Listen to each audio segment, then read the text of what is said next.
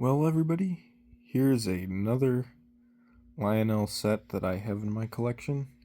Purchased this a little while ago um, from a online marketplace. Sorry for the jump there.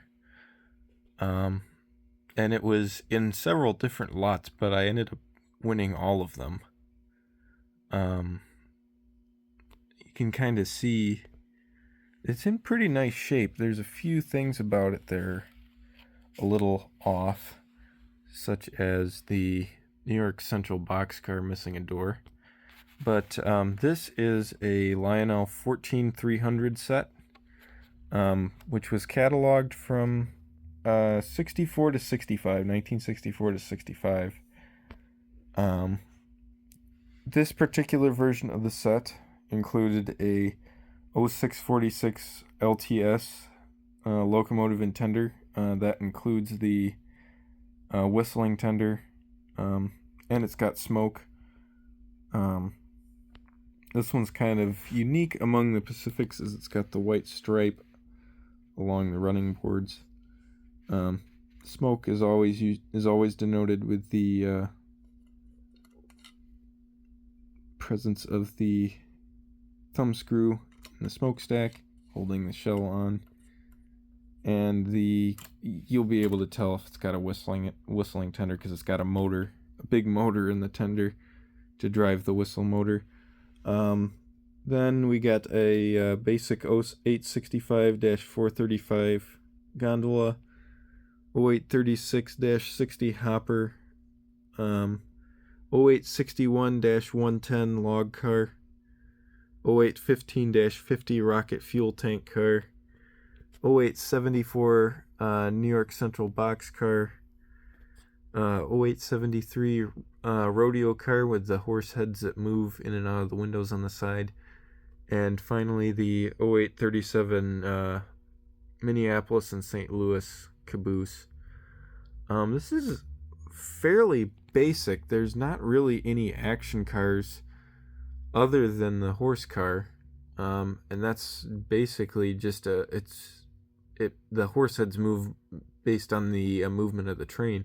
So there are literally no other operating cars in this set, unless you call the log car an action accessory, even though it doesn't really have any action to it. I believe this is a 64 version of this set. Lionel tended to play a little fast and loose with what came with these sets. Some of them will have a different car here and there, especially with the more common the more common box or car designs, such as like the box car. I've seen several that were the Boston and Maine box car, or various different versions of the tank car. I've seen several that have the Sun Oil tank car, which is the very rare one, the black Sun Oil car. It's so basic that the caboose doesn't have the handrails or the end platform handrails or even brake wheels. It is very basic, apart from the number of cars and the locomotive with the whistle tender.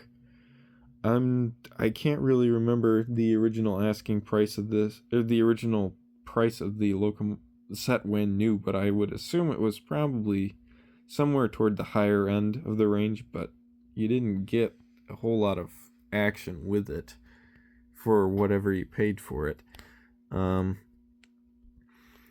Anyways, that'll about do it. Just beware when you service these whistling tenders. Just be careful not to crack the plastics. This is all glued together. I don't know why Lionel did it that way. It's very stupid. And the impeller for the motor can be hard to take off. I used a little drop of oil on the top of the little fan impeller where it meets the shaft, and that eventually worked through that sort of plastic, and it ended up loosening it up a bit, so I was able to service it that way. But it's kind of a poor design, and I don't know how long I will keep that tender hooked up so that it's whistling.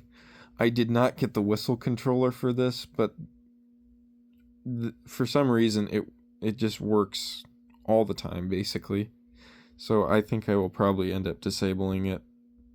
Try, just by doing something non-destructive to it. But the locomotive runs pretty well, as you saw in the little clip that I have of it running. So it's kind of a neat set with an interesting lineup. I would have expected Lionel to put a more fun, from a play value standpoint, consist of cars behind that locomotive. But then again, I'm not Lionel in 1964.